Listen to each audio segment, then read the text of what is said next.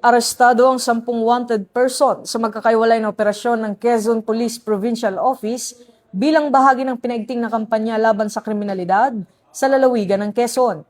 Kabilang sa mga nadakip ang 2 regional level most wanted person at 8 iba pang wanted individual na nahaharap sa iba't ibang kaso tulad ng qualified rape, paglabag sa Republic Act No. 7610, qualified theft, perjury, physical injuries at iba pang paglabag sa batas.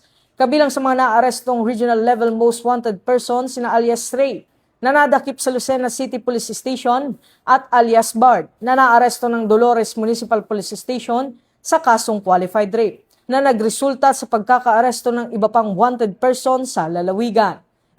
Mula rito sa PNP National Headquarters, ako ang inyong PNN correspondent, Patrolman Don Brosas, alagad ng batas, tagataguyod ng Balitang Pulis.